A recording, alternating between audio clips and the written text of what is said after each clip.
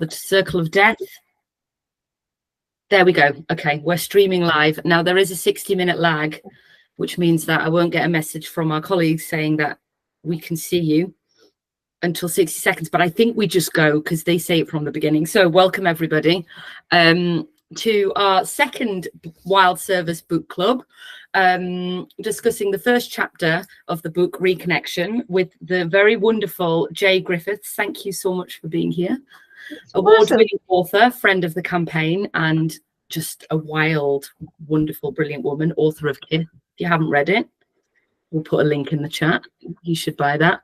And Jon Moses, author of the chapter and Right to Roam campaigner. Welcome, both of you.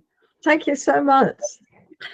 So what's going to happen tonight is we are going to, well, Jay and Jon are going to be in conversation about what this chapter is all about. And then when we've been through that process, we will take questions from the audience. So if you have had your book already and you've read the chapter and you come prepared with questions, that is much appreciated. We enjoy that energy. You can also ask questions if you haven't read the chapter. You can also ask questions if you haven't read the chapter. Seminar. Yeah. We won't take like a preferential treatment over. Oh, there we go. Maria has said, oh, she's in. God, you're phenomenal. So thank you. I haven't done anything yet. What a review. I know. So books at the ready, everybody. This is what we're talking about. Jay and Jon, I'm going to hand over to you. Thank you very much, Nadia. I think I'm going to open by asking Jay about her childhood, because I think, having been rereading Kith, which the opening chapter is kind of like it's very similar actually to Reconnection, and the kind of, I think for you, a lot of your understanding of nature and your kind of political critique of where we are at vis-a-vis enclosure and the experience of the natural world today kind of started with your experience of childhood, and I think that's kind of similar for me. And I think it's interesting that both your book and this chapter kind of instinctively go back to childhood as the kind of touchstone to work out, where did it all go a bit wrong? Yeah, where did it all go wrong? Okay, so what I'd start with saying is that that although it sounds a bit odd to say it, because I consider that my childhood, my early childhood was basically completely spent in nature. And actually, this isn't true. I was brought up in out of London. It was quite a suburban street. But what we had was, we had a garden and we also had a park that we could walk to. And so it wasn't like, I had kind of, the sort of all the hills of Wales unfolding in front of me, and kind of, and never came back before dark, and sort of, knew what every kind of weed and tree was called and could kind of whistle for every bird. I didn't. I really didn't. It was, in a sense, it was in natural terms, it was quite, it was, in a sense, quite a suburban childhood. But the absolute key was that when we were in the garden and when we were in the park, what we were doing was really unpoliced. It was really up to us. And also that my mother in particular would introduce us to things that were the right kind of size for us at that point. So forget-me-nots, daisies, dandelions, a robin, a blackbird, a blue tit, things like that. And what I felt was so normal. What I felt was, when it was raining, I got wet. When it was sunny, I was warm. But when it snowed, it kind of, felt like it snowed inside me. But I really want to stress, it's not because I had any great kind of, ground access to sort of, the acreage in the wilderness. But it was that it was unforced. The time that we had was very free, and it was intimate and familiar, and we were introduced to it. And I think these things are really important. I think that's absolutely right. And I've been seeing Tim Farron, who's I think the leader of the Liberal Democrats today, was celebrating the idea of kind of so we're sponsoring a bill to try and get all children to go to an outdoor education centre for a weekend. And, you know, okay, that's great and that's fine. But I have this sort of slight frustration, I think, with a lot of the kind of proposed political solutions to children's disconnection from the natural world and from the outdoors. It's always this kind of like urge towards a kind of one-off institutional moment, basically, where we will go with get our hard hats on and, you know, you do some sort of abseiling or something like that, and you stay indoors and you sleep indoors. I and think it's at the expense of the wider rights that give people that unscripted experience that you're talking about. What did you say? Inscripted? Unscripted, but unscripted. Unscripted might be. Yeah, because it's almost like I don't want to make it personal about anybody, you know, in particular talking about nature and young people, but it's almost like that if it isn't adjudicated through some kind of capitalist enterprise, then there isn't any trust that it will be effective. And it's almost that we have to trust children to know that they are part of the living world and to do their job like an ant does, or like a worm does, or, you know, like a thrush does. And you know, because children have a right to love the land that they first know, and it doesn't, you know, it's so automatic. It's just, you know, it's a birthright of a child as much as it is of any other animal.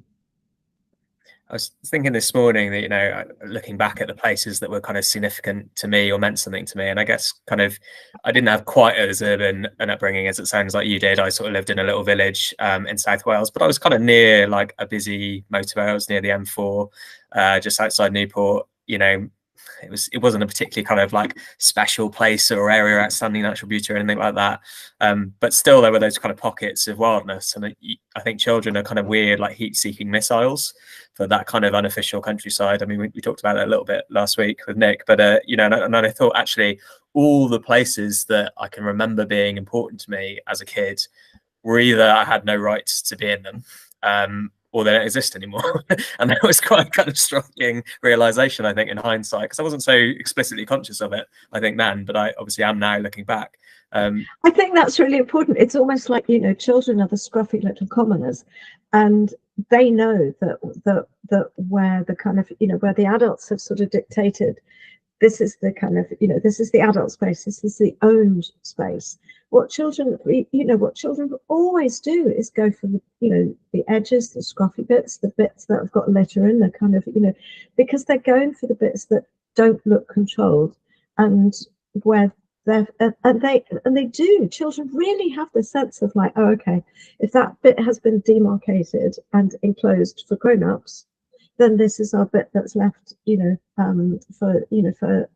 for us, the commoners. It's also, of course, that children are den-making creatures. When I was researching Kith, one of the things that I really appreciated was I read a book on den making. Okay, and you might have thought that, you know, it's only discussed when people say, oh yeah, I remember that, when they're watching their own child or somebody else's child make a den. But there's actually like a proper full-on book about international den making, and what it points out is that it doesn't matter where you go in the world, is that children make dens everywhere, absolutely everywhere, particularly between the ages of 8 and 11. And it was so interesting because I thought, of course they do, because they're making places, you could say that it's like a little practice for kind of, you know, making your own home or your own security or your own lookout, because quite often children go, okay, well, you know, this is where we have our den and this is the lookout so that we can see the enemy coming. And it's like, you know, who are the enemy? They never quite say. But I think it's also that they're making a den for their psyches, and they know that they need to make a den for their psyches, if possible, in nature. And so it's like a kind of cocoon. That's what they're doing. And so that in that cocoon, they kind of crawl in as you know, daft little caterpillars. And a few years later, they come out as butterflies.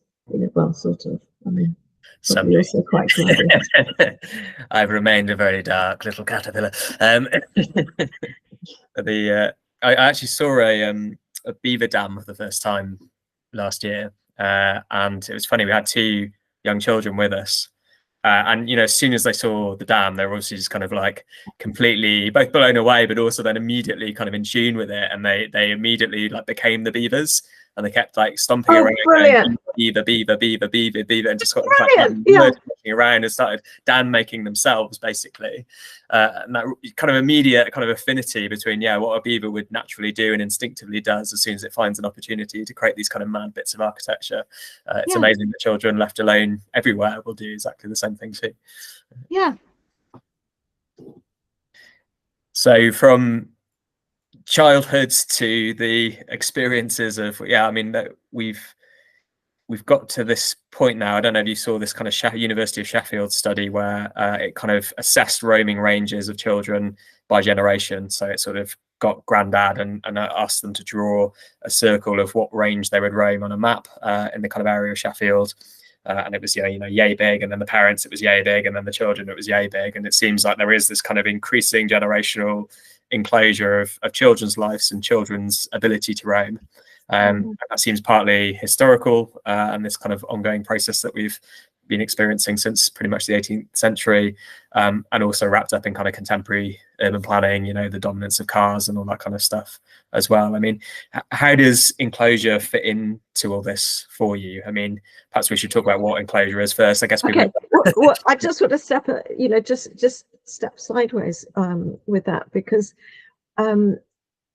I think that for so many children and parents is that obviously, as you say, a really huge thing is cars. That's absolutely enormous and correct. That's a massive danger. But there's also this kind of, the inculcation of a fear of strangers in the woodlands, and that children will be attacked and abused, and da. And I find that it makes me feel really angry, because it's a total lie, because the vast majority of danger, kind of sexual danger to children, is by somebody known to the child and in the family home. We all know this, but it's almost like the kind of, the constructs of, this devastating ideology of capitalism has decided that we should be scared to let our children out in the natural world because of this stranger danger in the woodlands. And there are many aspects to this. One of them is that children, a child alone late at night on a street, I'd say that's, I wouldn't want a child to do that. But when children go out, as children have always done since the beginning of time, together in little gaggles and groups and things like that, they are remarkably safe. And the other aspect of it is that you have to ask who benefits from that sort of public narrative. And obviously who benefits is kind of people who are providing indoor entertainment and selling it to children when they can have free outdoor entertainment. So to me, it's like, all of these questions, they're so wrapped up in things to do with the wider politics, to do with who controls the narrative of things, to be overarchingly this kind of enormous, like, anti-natural hypothesis, which is so cruel, because, as your book so brilliantly shows, is that we need nature, it needs us, and we have the right to love the natural world, which I think, for anybody who hasn't read it, I just feel like saying, oh, please, please, please read it, because I've been saying this to everybody in the last couple of weeks, of like, this is the essential part of it to me, is that what you're saying, and this is really new, and also you're saying it so beautifully, we have the right to love the natural world and to care for it, just as sorry, I'm going completely off your question. We will come back to enclosures. I'm really sorry, but all deviations that promote the yeah. This is a big digression.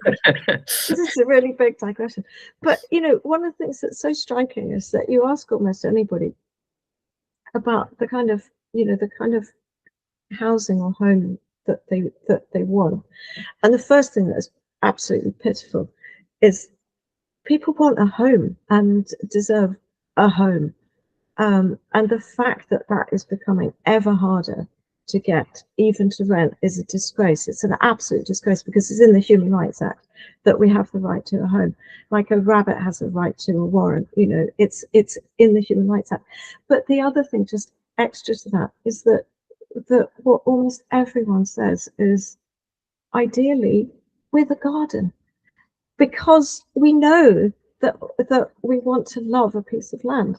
And you know, if that can be your little piece of land that you can kind of maybe sort of, you know, grow something in and plant something in and have flowers in and things like that, and the wider land around us. So anyway, so I just want to say, especially to, and because you guys know it because you've written it, but it's like, especially to anybody who hasn't, it's about the right to love.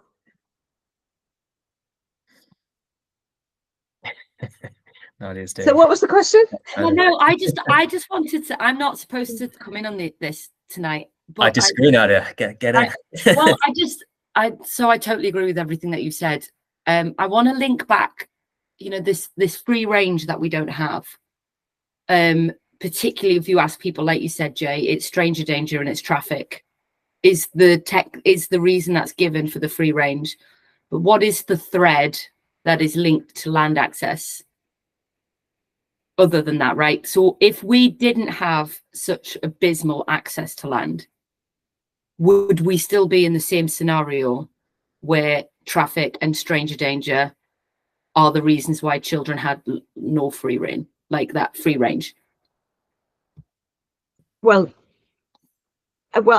absolutely not, but I think it's also that thing of kind of, you know, that it's to do with knowledge. It's to do with it's the access, and it's also knowing that you have the access. It's the practice of it. It's the habituation of access, isn't it? Mm. I mean, this is your bag. This is exactly what you've been doing. So you asked the question, Nadia, but you ask it in such a way as prompts me to say, how would you describe the answer? Yeah, because I'm just thinking, I mean, you can't imagine, like, I feel like the world wouldn't be the way it was if we didn't have such abysmal access, right? So it's really difficult to like click my fingers and be like, we've always had access, but equally we've got the same road systems and same stranger danger. Maybe the world wouldn't have happened like this. But I just imagine that if people did have rights to access land and had a sense of ownership over their local landscape, they would know all the nooks and crannies, and like there would be more people out using it and more eyes and ears. So there would be a greater sense of community outside the home around our towns and villages and cities. I'm assuming that there would be more free range if we had more access. And It isn't just simply like, because I think it's so easy to reduce children not getting outdoors to those two things. But yeah, just wondering. Yeah, you're totally right. You're totally right. And you know, there's that sort of thing that almost anybody knows about their own childhood, is which bits of greenness did they know the best? They were the bits that they had access to. You know, their garden, their local park, you know, in my case, you know, or whatever is the nearest bit that they had legal access to, and also that they had, you know, familiarity with. And I think also the places that they didn't have a rights to be in, and often I'm interested in these informal places where there's not necessarily an explicit prohibition, and there's not necessarily an explicit right either. And I think, yeah, people are very drawn to those. There's a kind of interesting stat that you cite, I think, in your book, that from a study where children reported that when they were shouted at for being outdoors, a third of them didn't go back again. So it was kind of like this.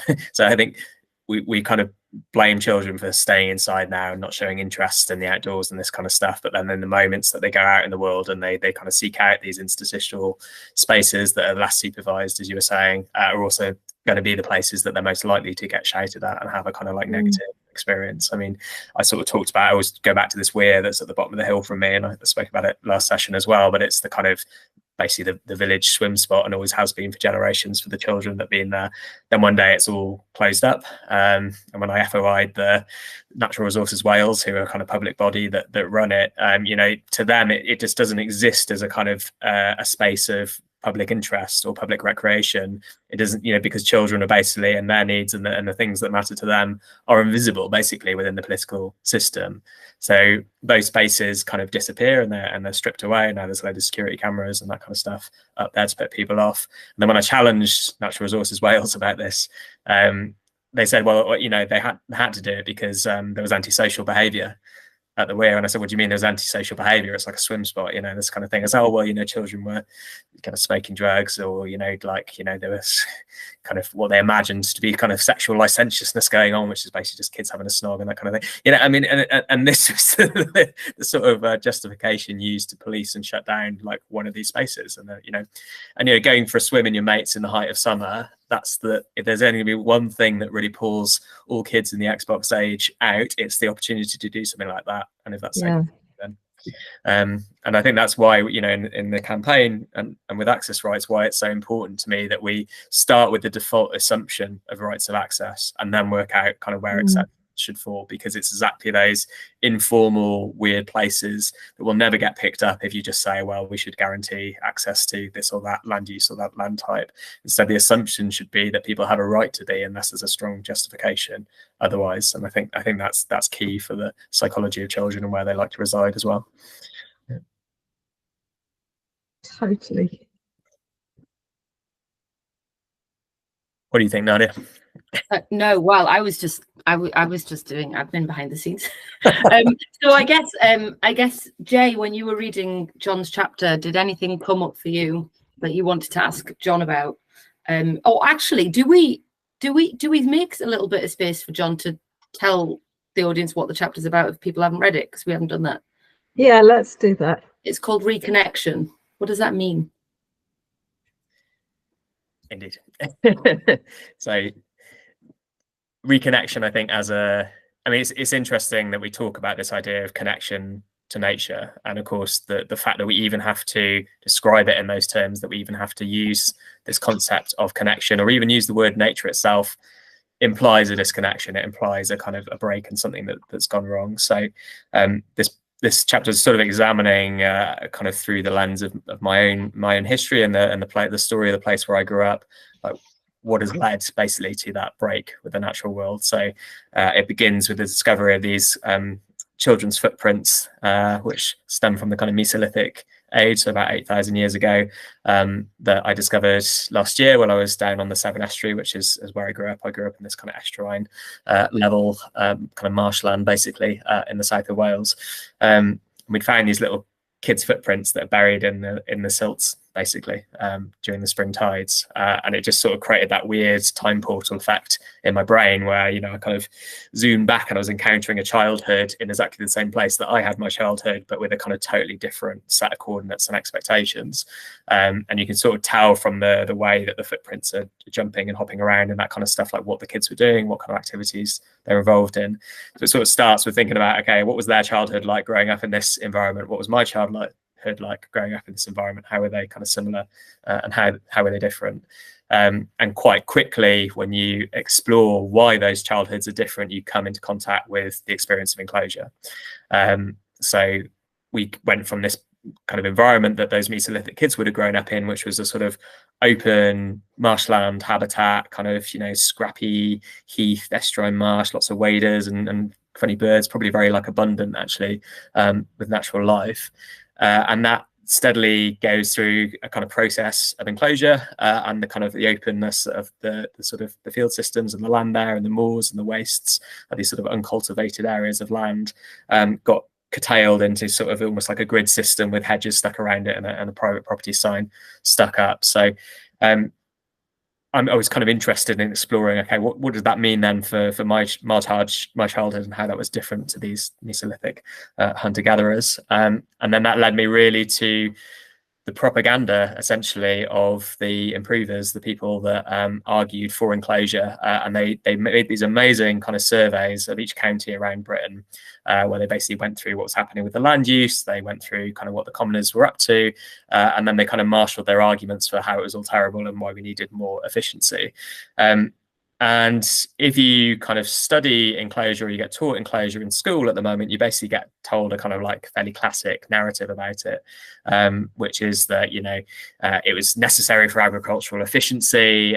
You know, the kind of commoners couldn't decide on anything collectively. They wouldn't improve themselves. You know, they weren't interested in development. So it was a kind of necessary evil that you had to remove the common rights from the commons, and create this new system of, you know, kind of hedged off plots of land that would be drained and fertilized and turned into a kind of new, kind of more modern agriculture.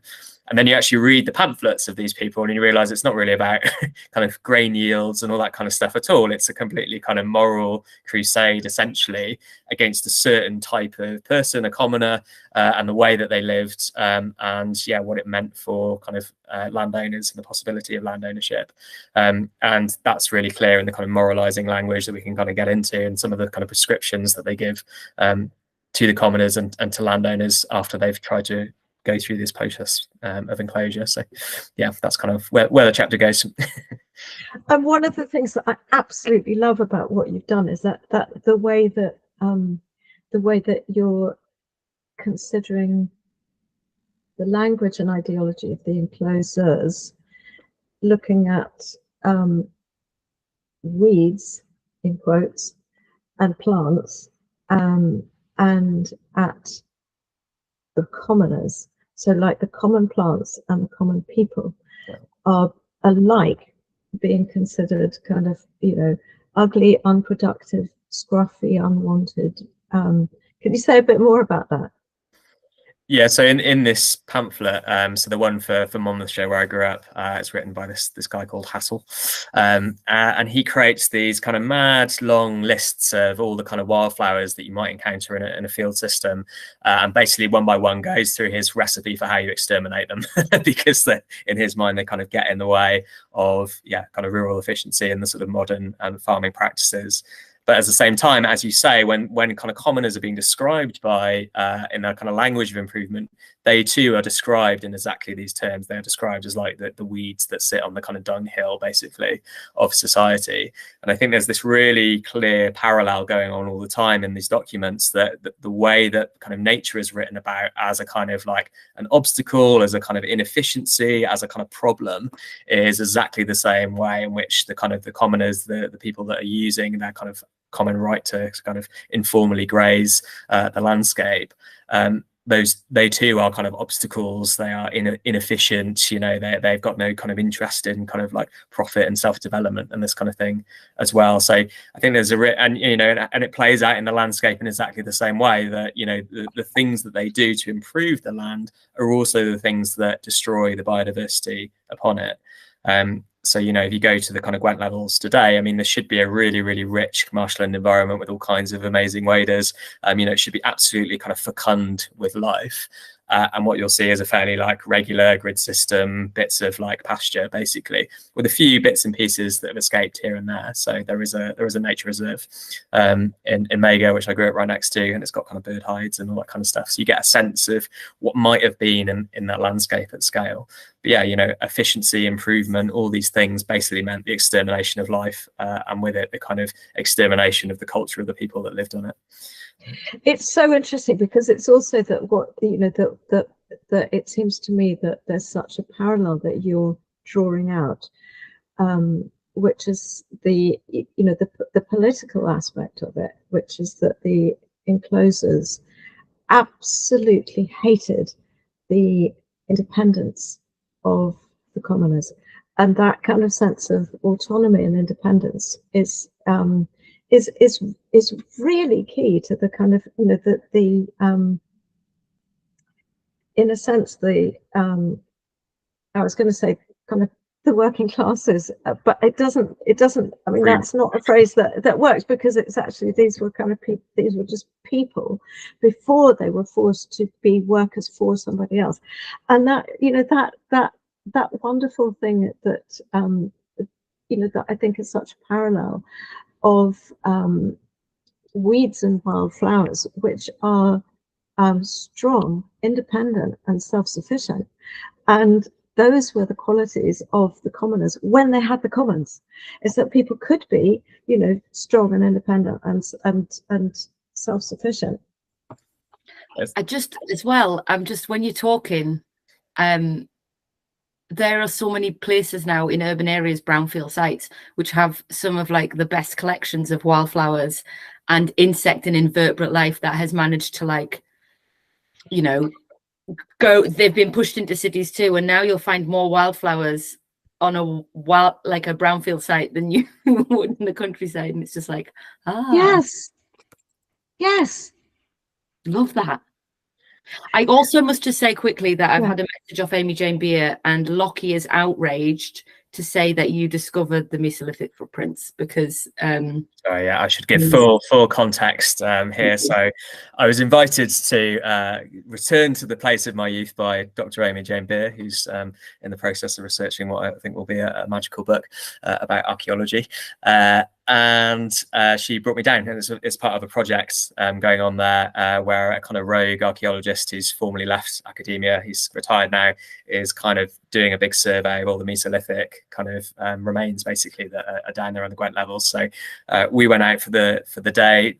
Amy had already beaten us all by finding an aurochs tooth the day before, and then she actually discovered the children's footprints. So I kind of watched them. I did, however, I have to say, if I'm given the full disclosure, then myself find a very, very cool footprint that was about the size of my own feet, and it was special because most of the footprints, just to describe them, the kind of action that happened is, you know, people pressed their feet into the silt. And then that kind of compressed the sand, and then the sand around them got eroded because the silt that's compressed is obviously harder. So actually the footprints are often raised above the surrounding silt, and that's how you spot them. But this one was a true footprint. It was pressed in with organic matter, so they could carbon date it. So I was using poetic license. I'm sorry, Lockie, your mum found the children's footprints, but I found a cool footprint too. Okay, so that's that's the full story. But thank you to Amy Jane Beer for giving me that. And sorry for the interlude. Back to wildflowers, but we were talking wildflowers' resilience in urban areas and. Well, I had an interesting kind of thing to put on that, because actually one of the interesting arguments that was made in favor of the commoners and against enclosure was actually the commoners were kind of like your go-to conscripts for the military, basically. So if you needed to fight a war with France, you know, you kind of rounded up the commoners and put the kind of the armor on or whatever and sent them over. And there was this real worry actually from members of the kind of, you know, I guess the kind of establishment of the ruling class of the time, that actually if we destroyed the commoners as a class, we were going to damage basically the military possibilities of the country, because the commoner was this, like, you know, the sort of hearty, strong, independent backbone basically of a good, strong militia. So there's these kind of really interesting different ways in which the commoners get kind of described on the one hand in kind of like militaristic terms as the sort of like the true Englishman who can be relied upon to fight, and then on the other hand, when it's convenient, that they're the sort of, you know, the wasters, the bums, you know, the kind of like what would George Osborne have called them, the sort of, you know, the benefit scroungers or whatever, you know, that you should see how the kind of ideological language around them kind of moves and gets manipulated basically as it suits particular purposes at particular times. Yeah. I think also one of the things I'd love to hear you say more about is when you're looking at the language of the enclosures, and I'm just going to read for everybody else, because obviously, John, you know what you wrote. It's you're saying a warped religiosity pervades this writing, in which the cornucopia of life is recast as forbidden fruit and abundance is reframed as sin. And then what you go on to talk about is the kind of, you know, how that led to this idea of the kind of the hierarchy, where a sterile industrial agricultural field was seen to be sort of religiously and spiritually superior to the kind of, you know, the messy sort of wild natural landscape. And then you're saying, you know, a fetish for ecocide, which confounds order with morality, a desolation with prosperity. I thought it was absolutely brilliant. Can you say a bit more about that? Yeah, so the kind of one of the other pamphleteers of Enclosure is this priest who lives. He's called Thomas Rudge, which is quite an unfortunate name in itself. Rudge almost sounds like reading his prose feels, but he was the kind of a priest over in Gloucestershire, and he pens, I think, some of the most kind of nakedly moralistic language about the commoners, and about the fields and about nature and what they should represent and not. So it's interesting to me that he has this kind of religious background, and then he kind of transposes it onto the natural world. But Rudge proposes some pretty extraordinary stuff. It's actually him, rather than Hassel, that goes through the list of all the wildflowers and gives you your recipes for extermination.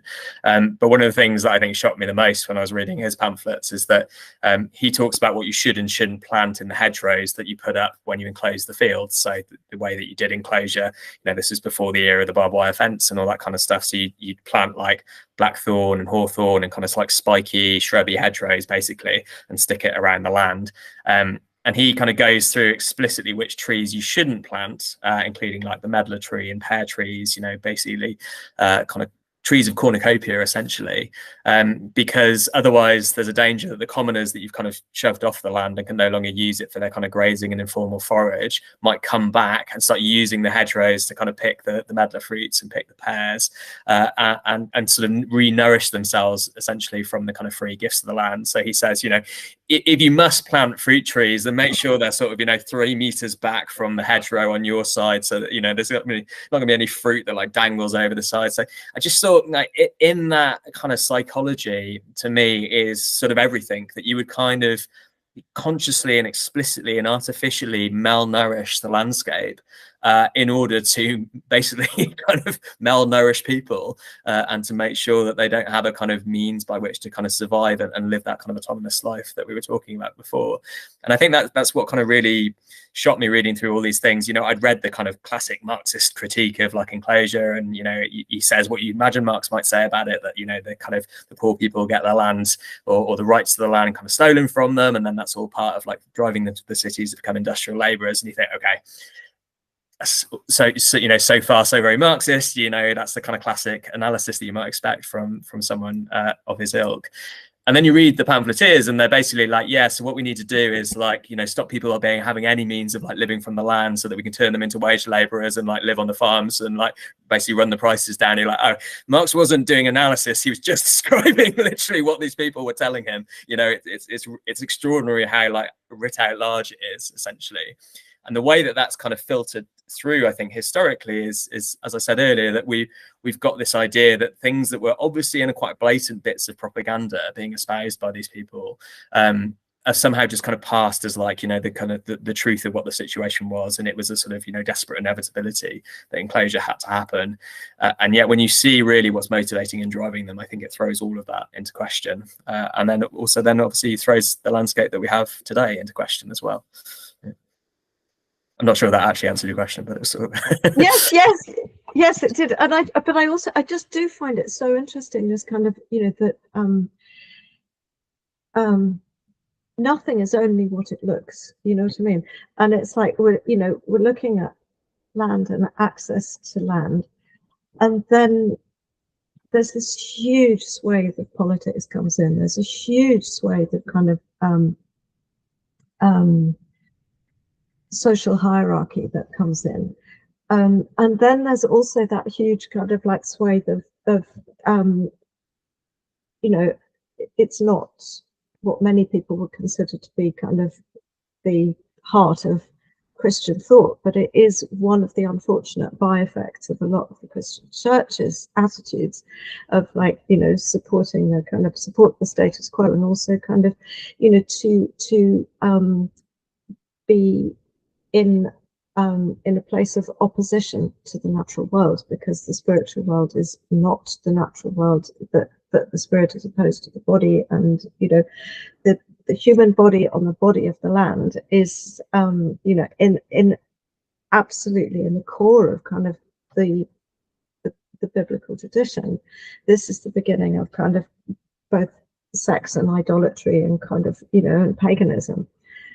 And I just think it's really interesting, again, when you say that, you know, this is not a subtle interpretation. It's absolutely spelled out there. And we really suffer from the effects of this. This is the thing. It's not, you know, this isn't you know, this isn't an interesting academic analysis for its own sake. We really suffer the effects of this, in the sense of that, you know, the you know, the raw physical pleasure of the landscape and our bodies in it is what we are kept away from, you know. I think that's really there in the moralistic language, right? That, you know, you can feel it when you, this time of year especially, you know, you walk through a kind of heady field of like wildflowers, like it's horny, it's like sexy, like nature's like lusting, basically, you know, it's like spilling out pollens, it's like, it's erotic, it's not something that's kind of sits easily within a kind of puritanical theology. Well, yes, yeah, and then you've got all the things which, you know, I've written about in PipPip about the kind of carnivals, and they're sort of, you know, because of the sense that, you know, that carnivals carnivals took place on the common land to mark common time for the common people. And what happened with the enclosures is that it removed people's access to the places where they could have the kind of the traditional carnivals and the sort of, you know, the May Day, Beltane, you know, all the kind of where the year was, you know, it was absolutely filthy with festivals, the cycle of the year. And a lot of it was kind of, you know, it was really dirty and robust and rude. And apparently, according to kind of some, you know, some very kind of angry Victorians that who were saying that in a lot of the festivals, which were really mucky and earthy, that the women were far more responsible for the general filth than the men, which I did find really funny. But I'm also looking at Nadia's face, and I think she's thinking children might be watching. So yeah, I'm going to be careful. I don't think they will. I don't think they will. And I was just thinking it's Beltane tomorrow. Cover your ears, Lockie. Well, I was thinking it's Beltane tomorrow, and I was thinking it was only a matter of time until Jay brings up being horny in nature. And then I remembered when John, when we were down south last year, we went for a barefoot walk, and it was the most painful barefoot walk.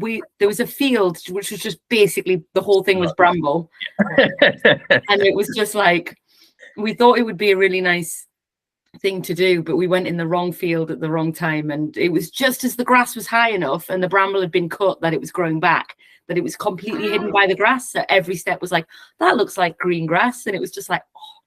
Be careful which fields you do your erotic Beltane festivals. Yeah, basically, yeah. And my favourite example of this is Bilberry Day, which I read this account. It's in the Flora Britannica by Richard Mabey, and the accounts all come from this priest on the Isle of Man who kind of forlornly goes up into the hills to try and stop all the local youth who, when the bilberries are ripe and are ready to be picked in late August, kind of go up in the hills. And it's, you know, Bilberry Day is basically a kind of like synonym for, you know, orgy day, basically. You know, there's this just great account of the priest kind of like, you know, going from place to place, just being like, please come down off the hill, you know, stop picking the berries and everything that it implies, you know. So yeah. And also of course the kind of, you know, the May Day thing, the Beltane thing, is that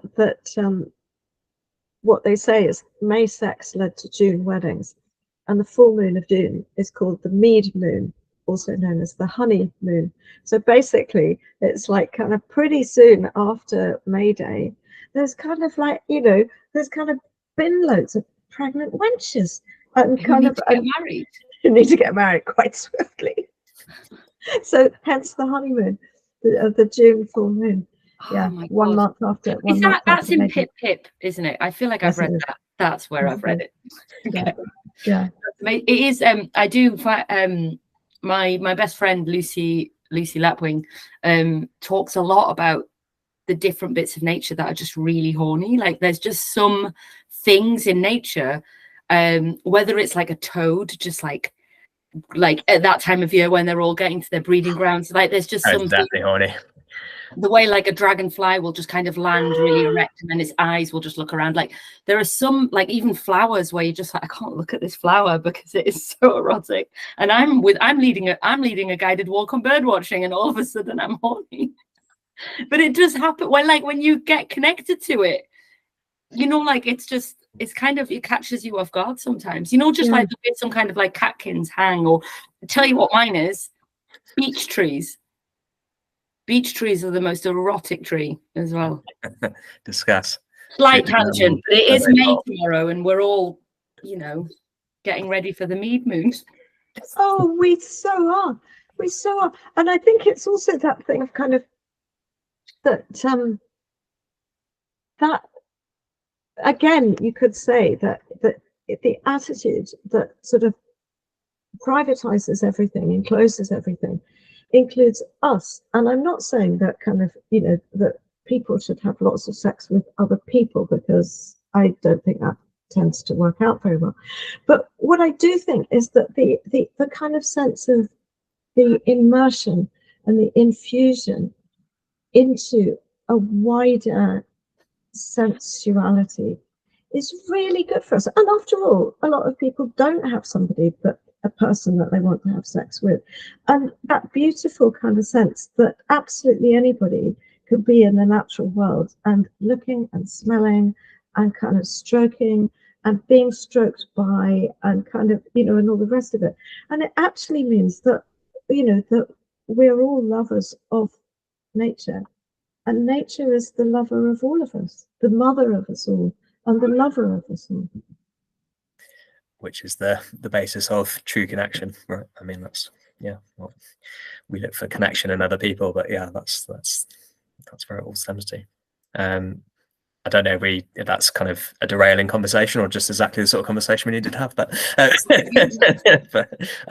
do we have any questions, Nadia? I'm conscious this is a book club and people have read chapters. Well, I want to just double check. I mean, we're happy for the conversation to flow, Jay and John, for you to answer these questions and have a conversation.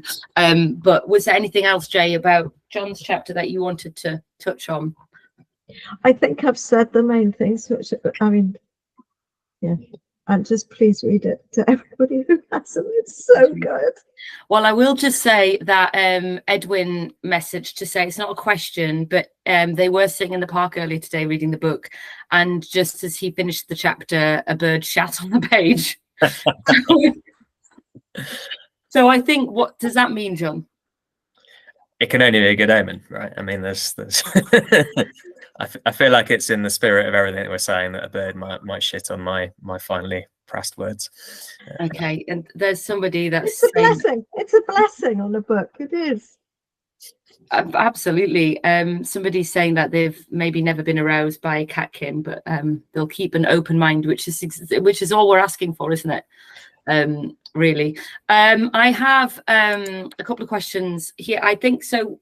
Your chapter, John, covers a lot about enclosure and the quite stark and like embarrassingly obvious kind of writ large, like it's bizarre reading your chapter, actually, just being like, this is what they were literally just also like they're just saying these things, then like remove the fruit trees from when people can get into, like, it's just at least like hide it under something, or like burn the policy paper so no one sees it. But so these things are, with your research, you mind, you've done all of this research and you've managed to pull these out from the history books. What is there recorded around resistance? So I'm interested in, we as a campaign, Right to Run campaign, we talk about like key resistant movements, such as Kinder Scout, for example, Epping Forest. But like, it feels like, reading your chapter, I felt like I kept wanting to go like, I want to hear all these little stories of like it not happening, and them going, no, fuck you, we want Ragged Robin, and we want this, like, I don't know. What did you come across in regards to resistance? So not a huge amount in the Gwent levels, because obviously the archives are pretty skewed towards the powerful in many occasions, and the Gwent levels are quite a small bit of land. But what was interesting to me while I was reading it is that there's a kind of analogue between the Gwent levels and things that were happening in the fens in the east of England, also in the Somerset levels and in these kind of larger places. And if you read a book called Imperial Mud by I'm trying to remember what his name is now, something Boyce, James Boyce, that's it. You get a really, really extraordinary and rich account of just the extremity of the resistance, actually, to the attempts to drain and enclose the fens. And I imagine that there were kind of analogues and parallels in many ways. So, you know, basically the way he describes it, I mean, people are living basically as like effectively as kind of like swamp people out in the fens. And then when the drainers come, who interestingly were often imported in, they were often like kind of Dutch settlers basically that they brought in to do the kind of draining and enclosing of the land. You know, there's this huge kind of like generations of resistance to that attempt to drain and enclose the land that they knew. And that included, you know, grabbing the drainers and like throwing them in the reeds and kind of like holding them in the ditches until they agreed never to come back and this kind of stuff. I mean, you know, really kind of like quite vociferous resistance that again has sort of been just like left out of history a little bit, I think. You know, I mean, how many people even come across quite like basic struggles? I mean, you know, we just had the anniversary of the Kingdom Mass Trespass, and that's sort of commemorated every year, but we don't necessarily talk about the big battles over Epping Forest, which were successful, big battle over Richmond Park in the mid 18th century. I mean, most of London's major open green spaces are the product of people fighting enclosure basically and resisting it successfully. You know, and it wasn't always the case that the powerful won. You know, sometimes kind of common law was and common right was strong enough to be seen and recognized in the court through the jury system.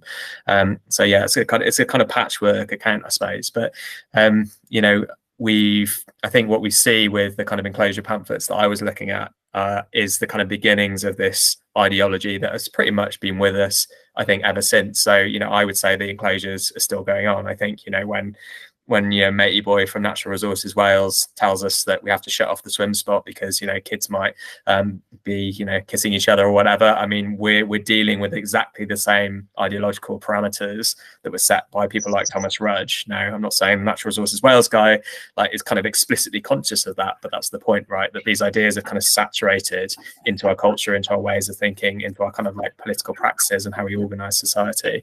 And that's why we need to push back and resist now too. Nice call to action for everybody. It's difficult when you don't, this is the thing about storytelling, right? We don't have the template. When you see other people, this is representation almost by extension. When you have examples of people doing things repeatedly and it being successful, you're like, we can do that. That looks fun. So storytelling is important. Okay, great. I've got a question from Imogen, who wants you to talk a little bit more about the Forest School or the Stone Age Club. I think they're just really interested in that Stone Age Club and why you brought that into the chapter at the end, and like what that meant for you to bring that in. So the Stone Age Club is this kind of forest school that's run by, I mean, forest school to me almost, because that means so many things at the moment, it almost kind of undersells it, I think, because it's a club set up by a friend of mine called Kat and a partner, Kale, and basically they teach kind of primitive skills, like to a group of children in this wood every day that they don't necessarily have a permission to be in either, which is interesting in and of itself. And what the kids can do as a result of those teachings is extraordinary. I mean, it's true kind of nature connection. I think, you know, if I came out of 18 years of secondary education barely being able to identify most of the flowers that were around me, because that's just, there's no provision for that really within the educational system. You know, you learn about xylums and phloems and this sort of thing in biology for about 5 minutes, and then that's it as far as you being allowed to understand your world around you. And I've never thought about the xylem or the phloem ever since.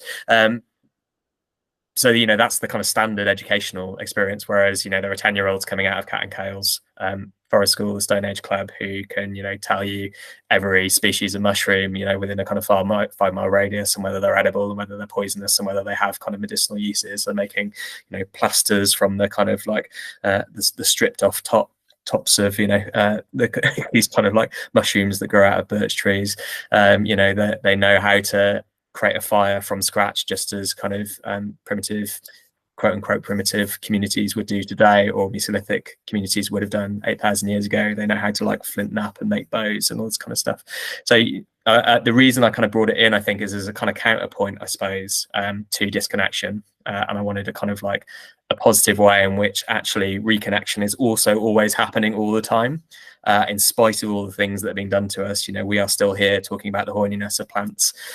You know, it didn't win out in the end, and I love to see more space given to the kinds of examples that you see in Stone Age Club, rather than the kind of one weekend of recreational hard hat go ape sort of, you know, simulacrums or whatever, which is what passes for nature connection and nature education for children. A much more kind of resource and interest and investment going into the kind of example that Kat and Kale set in that forest school. I kind of want to throw this over to Jay as well, because in Kith, I know you draw a lot on the experiences of Indigenous cultures around the globe and how they treat childhood and what's that like. And that's the closest thing I've seen in parallel to kind of what's happening in Kat and Kale's forest school. Yeah, I think, you know, one of the things that has been really important in all of my work has been to look at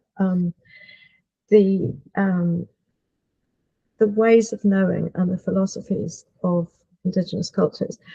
And, you know, to this, I'm sort of going big and then I'll come in towards the question, because I think, you know, one of the many forms of colonialism that has happened is a kind of colonialism of the mind.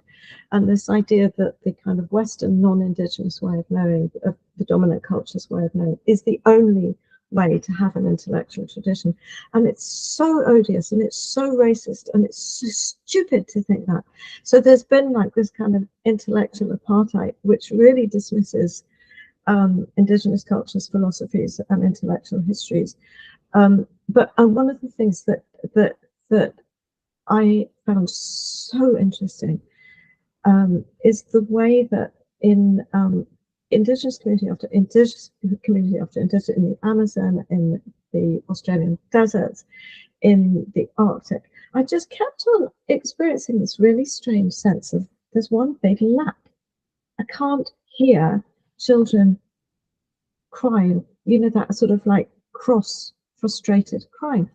And I was talking to an anthropologist about it, and he said, you know, this has been remarked by anthropologists for decades and decades and decades. And so that was what first got me interested in writing about childhood and nature, which ended up being Kith, was what is it that is so different in the experience and the philosophies of not childcare. This is not a book about childcare. It is a book about the philosophy of childhood. And so I talked to a lot of Indigenous people about how they considered childhood, what their childhoods were like, and how that was related to the natural world. And it's so deep. It's like that, you know, that over and over again, what people are talking about is that from birth, and even pre-birth actually quite often, is that the child is absolutely nested in nature, in the living world, in that land where they are about to be born or born or just been born,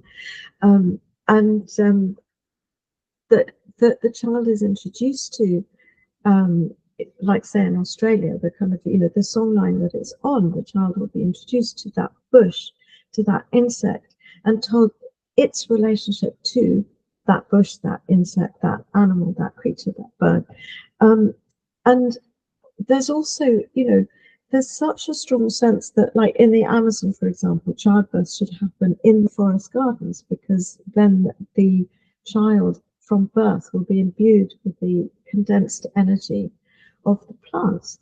And it's so interesting. It's like kind of right from the beginning, there's this idea that children's health and well-being depends on their being absolutely knitted in to the landscape and the land, and also that, you know, that will then mean that the land has its protectors in the children, which, you know, which in the kind of so-called conservation movement, which is obviously not a term I particularly like, but is that idea that we that we really only fight for what we love, and we only can love what we know.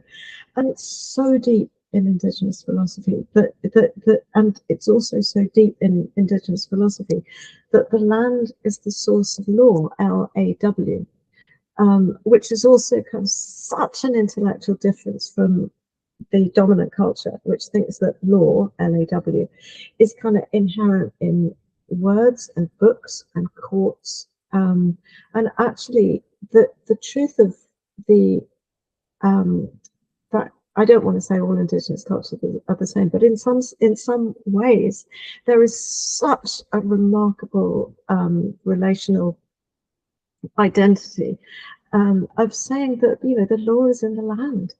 And so therefore all the kind of sense of, like, you know, that anybody could have the right to enclose a piece of land is completely immoral, it's completely wrong, because the law of the land will say, but, you know, there are no fences and everybody should eat.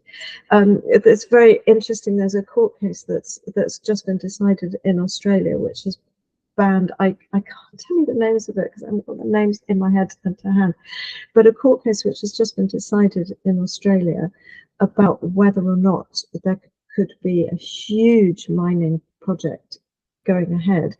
And what the local Indigenous Australians said is, we need to have the court on the land. We do not want to come into your courtroom. We need you to come to our land, because only then can we speak truly, when we're speaking from the land, and the land can speak through us. And they won. And it's absolutely remarkable. It's a really major, major success, both in terms of to stop a coal mine, but it's a major success in saying this is a matter of epistemology, and it's a matter of knowledge, and it's a matter of how, you know, how things are decided, where law is, and they're saying it's in the land. Anyway, so that's a kind of sort of sweep around through it all. That was really beautiful, Jay. Thank you. What a success that is. Yes.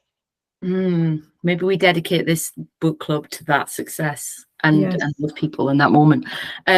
So I've got a few more questions to take us up. Some, well, Jon, we need a bit of advice from you as a seasoned trespasser and somebody's very comfortable going where you want.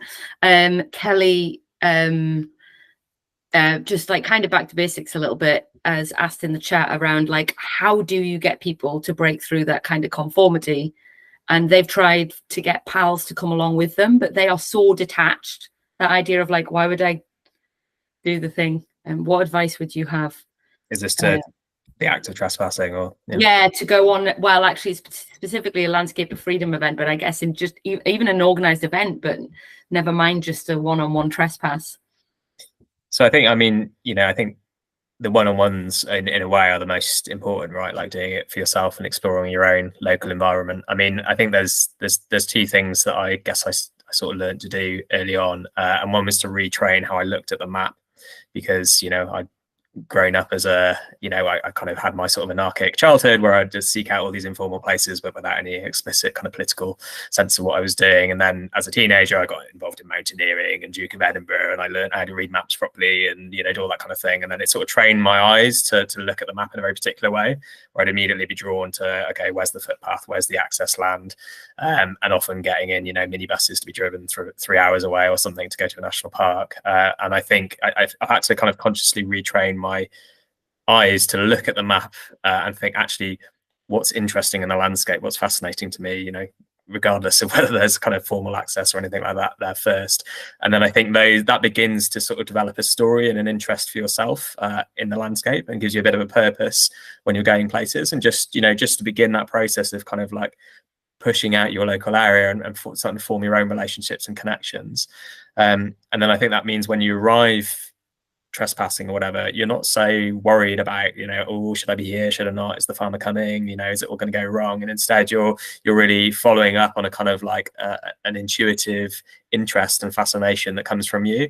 And then I think that also really helps if you do get challenged. And I have to say that it's very rare actually that I ever get confronted when I'm on the land, because we have emptied the countryside basically, you know, that they were successful in that sense with enclosure. You know, the countryside is a much more lonely place now, so, you know, it is actually quite unusual that anyone will challenge you. But I think that the strongest and most powerful way to respond when you're being challenged is to have a story and to have your own justification for why you're there. Not a legal justification, not a legal explanation, because the law doesn't back you, but to have your understanding of what this place means to you, what your purpose is. And I think that kind of counter narrative is actually very powerful as a response to, you know, the question of like, why are you here? You know, are you lost? What are you doing?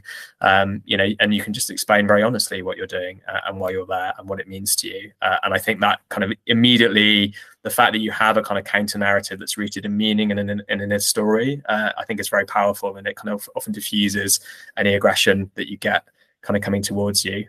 So whereas, you know, you sort of end up arguing about your rights to be here and there and that kind of stuff, you know, then you're in a legal discussion, and it's kind of that epistemology stuff almost that Jay was talking about. It's like the law is like, that's their argument, you know, in a way, like the word trespass itself, that's like their term, whereas actually your story and your purpose, that's like your epistemology, that's your understanding. So make the conversation on those terms, don't make it about the kind of, you know, the laws that never belong to you anyway. Oh, Jon, I think that's absolutely brilliant. I really didn't expect that answer, and I think it's so good. And it's like, it's one of the things that you know, that in the whole kind of protest movement, is that one of the things that is so important is not to speak better, but to speak differently.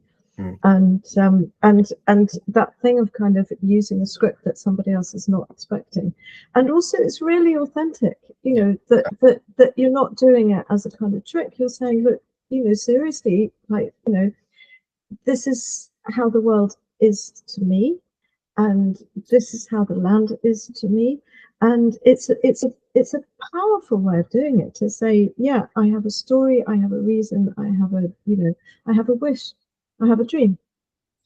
And I think it short circuits that paranoia that kind of landowners have about people. You know, we're taught to see people as an incursion and trespass as a kind of almost an act of violence on the property of the self.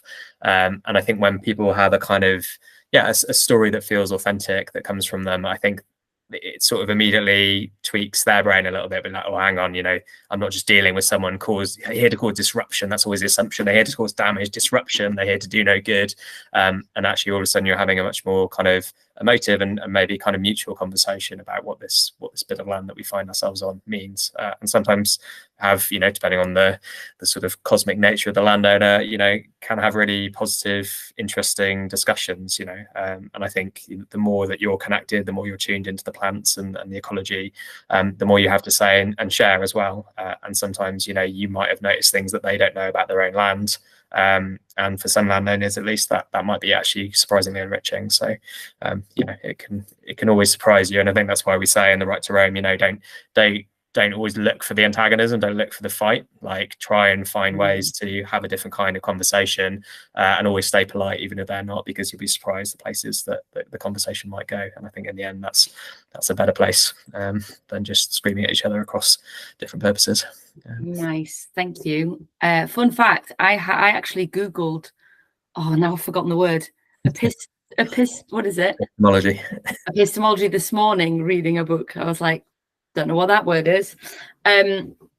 So just on that question though, right, in less than a minute, Jon, before they've even gone on the trespass, how would you say to somebody, why the fuck should I care about Right to Roam? What is it?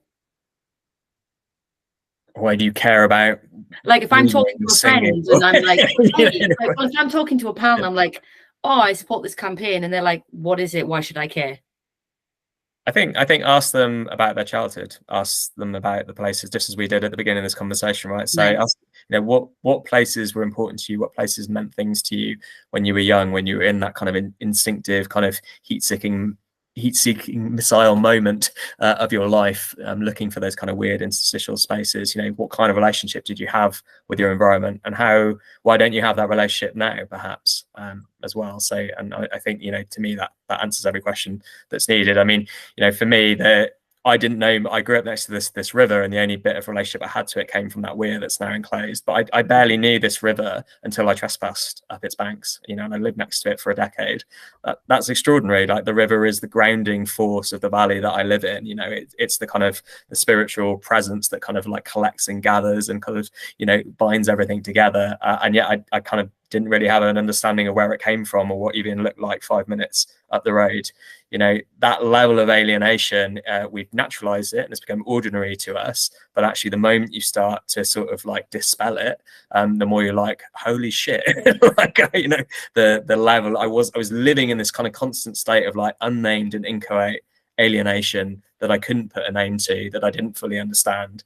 And then it was, you know, just a moment of kind of just exploring my local environment, you know, for a day was enough to kind of like create this huge wake up call and put a name to that sense of kind of like loss and yearning and kind of, yeah, like feeling of claustrophobia that I was feeling every day, even though I live in quite a rural place. So, yeah. Nice. Thank you. That was beautiful. It wasn't a minute. No. But it was really beautiful. There's a technique, isn't there, when you're meeting somebody and you're trying to like get through all of the bullshit, where you have to ask why 7 times. So you can be like, you know, why don't you care about not having access to anywhere? And they'll give like an answer, and then you go, but why? But why? And you just keep asking the same question, and eventually they're like, well, I guess I feel like, and then you start to get to the real stuff. Stick with the conversation. Which is the whole, you know, the opponents of the right to roam and the debate, they, you know, why do you need more? You've got, you know, 140,000 miles or whatever of the footpath network. You know, why do you need more? It's like, why do you need less? Like, why is this the framing that we're using here? You know, like, it's, yeah. Why not have more? It's great. Okay, so I've got a question from Marianne. Jay, at the beginning, right at the beginning, when we met, you were talking about having a space of one's own, a garden to garden. Marianne asked, is having garden and everyone having a garden just a mini form of enclosure? And that sense of that's mine. Talk about that, because I think I know what you mean, and I've got a garden. I feel the same way about it's a place to grow, you know, one's own. But I'd like you to answer that. Okay, I think that's a great question. I think that's a really good question. But what I'd say is that you know, that what are known as enclosures is basically exclosures, aren't they? It's to keep people out. It's to kind of, you know, and that what I'd say about a garden is that you know, that a sort of quintessential dream of a garden for many people is like a little kind of like stone wall protected place to be in. It's not to be excluded from, and it's that's it's the one of our ancient ideas of paradise is a stone-walled garden, and I think it's really powerful. And that sort of sense that, and also, you know, gardens are a huge part of the way that agriculture has happened. So like in the Amazon, where people kind of, you know, have often thought that it's just vast expanses of forest. Well, it's actually been gardened by indigenous people in the Amazon for like thousands of years of just kind of planting specific things in specific places to grow food or to grow beauty or medicine. So I would say I love the question, but I don't agree. Nice, thank you. John, did you have anything to say on that? Only to say once and for all that gardens are formally excluded from the right to roam, because that's the question that no matter how many times you say it, someone will say, well, what if I come and walk in your garden? And by the way, if anyone does want to come walk in the garden, if anyone wants to come in mine, you're more than welcome. I actually gave I live on an island, and I gave an open call to anyone if they want to garden in my garden to garden, and just take a patch and grow some stuff. There's a guy who moved in down the road called Sebastian who decided he wanted to grow potatoes, and now I just hear him coming in, and he's made like a little fence. It's really cute. But now the extension of gardening is that whenever he comes, he pops up into the kitchen and makes a cup of tea. Completely disturbs my work day, but it's like the whole extension and joy of realizing that this place is not really my own ultimately is beautiful. And I know it's not as simple as that, but I think, yeah, There's a lovely 5%. essay that we should shout out to. It was in I think the Guardian this week by Olivia Lang, which I think it's about gardening, but it really gets to exactly this question about the kind of the history of enclosure, where that desire from her comes from about gardening, all the ambivalence and beauty of it. So it's an amazing piece of writing. So shout out to that. Yeah, nice. Check that out. And I think also just like gardens have become like a museum to, so many of them have become like a museum to plants which are non-native, for example, as well, as opposed to like just growing potatoes, in which case come and help with the potatoes. It's, gardening's hard. Lovely. Okay, so a couple more questions. One from me, because sorry audience, I wanted to ask a quick question around, this is something that makes no sense to me. So my whole ideology and understanding of the natural world is that, like, since I've bonded to it and got to know it, I can't harm it because of how I love it, like how I know the land. Like, it goes against something fundamentally of what it is to be me, to go in to have that destruction. I want to understand, so the people that did the enclosures, so the people that went and looked at the Ragged Robin and they looked at the everything, the dock, and they were like, yeah, no, it's like, what was going on in the soul of those people? Like, what dark magic shit happened? And what are the ideologies that sat behind? What was stronger than the love of nature that made that happen, Jon? Profit, yeah, essentially. Yeah, I mean, ideologies of exclusive land ownership, of profit making, you know, this, and as we said, I think a kind of like a warped theology, I think, that saw in nature and in the, you know, the kind of the Garden of Eden as this, you know, kind of place. I mean, it's right there, right at the start, right? The forbidden apple. I mean, literally, as Thomas Rudge is saying, don't plant any fruit trees. You know, we're taking right back to the original biblical story to some extent, right? So, yeah, I think it's a confluence of all those different trajectories and yeah, kind of slightly warped traditions in our culture.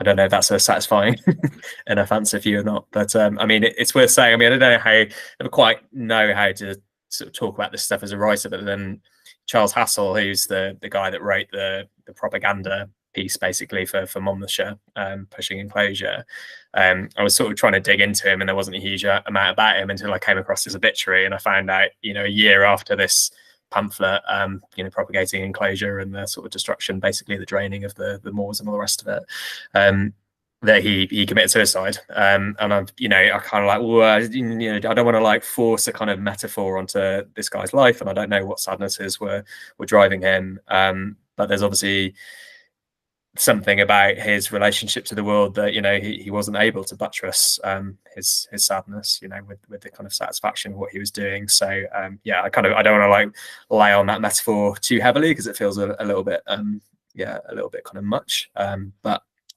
it's perhaps of note. I don't know. Yeah.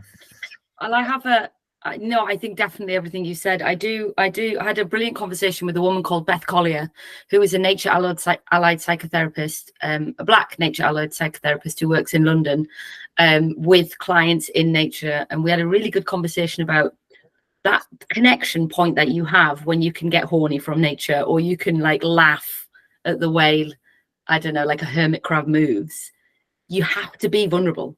Like, you can't not be vulnerable to get that. And to be vulnerable, you have to let your guard down. And I just imagine that some people literally have been taught not to let their guard down and be vulnerable. So, like, I don't know as well. I don't know, Jay, what you think? I think it's also that that really profoundly in the dominant culture is that we've been taught that only humans communicate. And that, okay, you know, so birds may sing, but they're singing for their territorial sex, and there's communication to each other. That, you know, and I think that kind of sense that the more, you know, some of the most beautiful kind of research that's come out in recent years about the communication of trees and all sorts of things about the communication within the animal world. But it's also worth remembering that, you know, that animals do communicate with us. And I think that kind of sense of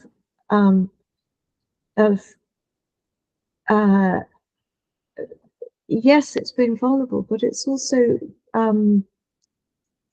just trying to erase the distinctions between us as animals and other kinds of animals.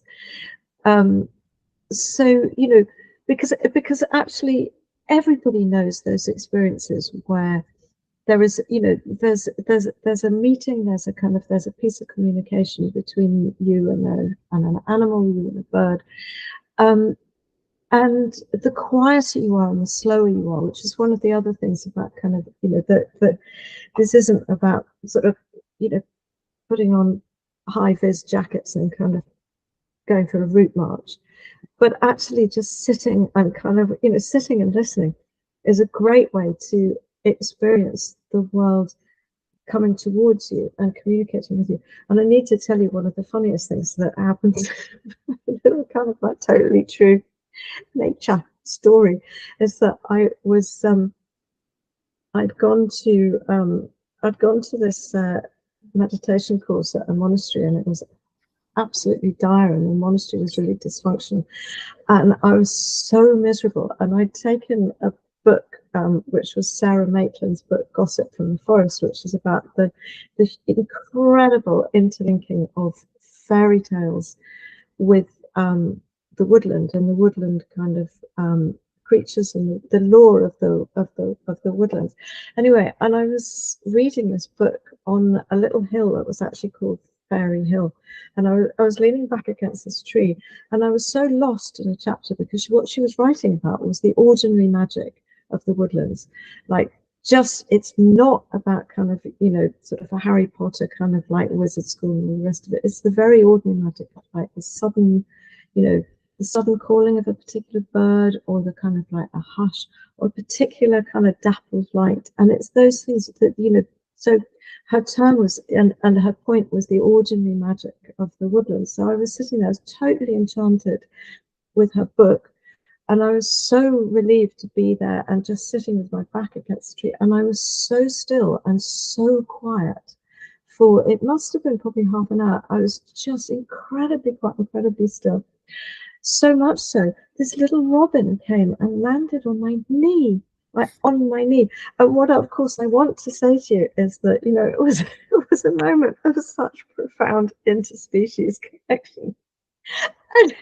But what actually happened was, because it startled me so badly, because I wasn't expecting anything of the sort, right? And it was so near to me because I was sitting on my bum with my knee kind of like quite like this, you know. So it was like, yeah, I don't know if you can see. Anyway, I was so startled that what actually happened is I went. So this poor robin flew away, and this most beautiful moment, which of course was exactly what her book was talking about. It was the ordinary magic of the woodlands, of a robin just delighted on your knee when you're reading. And I, you know, and I just wish I had been a kind of like, you know, wish I had not been that scarable person. But yeah, I don't know. I can imagine it. I can picture it. I can hear the shriek and the robin just. Having a robin having a little heart attack and dying. And all the tiny little hearts. How dare you kill Robin? I know. So I don't know which question to pick. John, do you want a gamekeeper related question? Ooh, spice. Spice? Do you want the spice? Give me the options. Give me the palette. Oh crikey. Okay. So yeah, there's a question about gamekeeping. There's a question around how making, what scope is there for to be history of enclosure, trespass part of the curriculum, and oh god, it's really hard for me to read and talk at the same time. There was also a question around centre parks and the way that children engage in centre parks, and it's a very rigid view of nature, but I think we've discussed that. But it's an interesting one, centre parks as a version of nature that we consume. So you've got gamekeepers, education, or centre parks. Let's try and do both the first two quickly then. So okay, so I'll read you the one. So my local gamekeeper has a strong argument that the land is his livelihood and walking off the footpaths jeopardizes his income, shooting rights, etc., and haven't figured out how to come back on that. You're not going to get more than one question in before the end. Try it. It's interesting because the sort of almost the precursor to enclosure really was it was disputes around game, and it was really the kind of battle was between poachers and gamekeepers. So you know you go back to the game laws in the 18th century, and then they kind of trundle on into the 19th as well. So that was kind of like the original confrontation of all the stuff, and then enclosure brought the sort of, I guess, the kind of agricultural angle to that. But you know, I mean, the reality is that at the moment gamekeepers are fulfilling a function which is to allow normally pretty wealthy people to blast away a kind of completely artificial surplus of a mostly non-native species into oblivion. Is that the best use of their skills and of land use in this country? I'm afraid probably not. That doesn't mean that people like gamekeepers are redundant at all. I mean, you know, for instance, at the moment, we have a surplus of deer in this country. There's all kinds of needs to cull deer because we don't have natural predators for them, and we probably won't get to a point where we have enough natural predators to deal with them. You could be on a large estate or something like that and running effectively the kind of Stone Age club version of visceral experiences, basically, right? You know, I mean, teaching kids to trap the deer, to respect the deer, to honor the deer, and maybe, to cull the deer as well, and to use them. So I think there's all kinds of different ways in which that role in society, without having to lean into sort of the sort of super hippie stuff, can rethink itself in a way that I think is perhaps more socially helpful and socially productive. But you know, it's tricky without knowing exactly what the gamekeeper's up to, and you know, some do positive things for wildlife as well, and some don't. So it's hard to know. But on the education thing, sorry, you're muted now. I'm muted, but I said, thank you for that. And now education. Well, actually, someone sent me, Leif the Sweden, friend of the campaign, sent me this from I think it's a year 9 thing today. Can everyone see this? So enclosure is sharing your screen live to the live audience, because enclosure does seem to be in the curriculum, except when you read some stuff in there, you'll see you can see what the farmers' problems were, and basically all the arguments that they use here.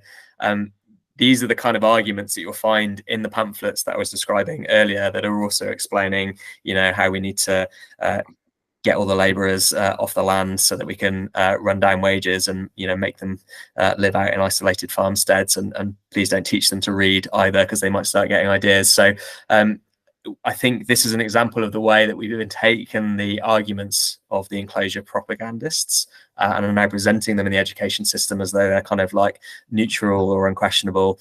And yeah, that's slightly troubling to me. So I hope that there's a kind of a rethinking of what enclosures, how we tell the story of enclosure, might be in the education system. So maybe do we write a book that we just guerrilla get into every school? That's the next point for the campaign. If anyone's listening who's an illustrator and wants to help write us, get in touch. Jess, that's a note for Jess in our team, that we need to post that on our social medias. And that brings us to the end of the questions. I just wanted to say a huge thank you to you both. Jay, thank you so much for joining this conversation tonight. There's somebody in the chat who just said that Wild Service is helping them for the first time understand this complicated use of the word using nature and using what's in nature, and Wild Services helping them with that. I would say to that person in the chat, if you haven't read any of Jay Griffiths' books, then that will also help you with that same problem and your relationship. John's holding up Kith there. So thank you so much for being here. And Jon, it's an extraordinary piece of work. Jon is an incredible writer, historian, campaigner, and has been incredibly generous sharing his story with his river and his childhood relationship with nature to help us better understand what reconnection and disconnection is. And so with that, we end this week's Wild Service Book Club. The next book club is mine. Oh, what's that? I don't know where you're pointing. We're all in different places, aren't we, on the screen? So you're up there for me. So. Okay. Yeah, the next book club is in a couple of weeks' time, and that is with me and my best pal, Lucy Lapwing. Thought that was the best person to have my conversation with. My chapter is around recommoning, but I hope you've enjoyed this. Loads of love to you all. Enjoy the rest of your evening. It's still light. Go for a walk. Thanks, John. Thanks, Jay. Thank you so much. Thanks, everyone. Thank you. I'm going to press stop streaming so we can swear. We already did lots. There we go. Done.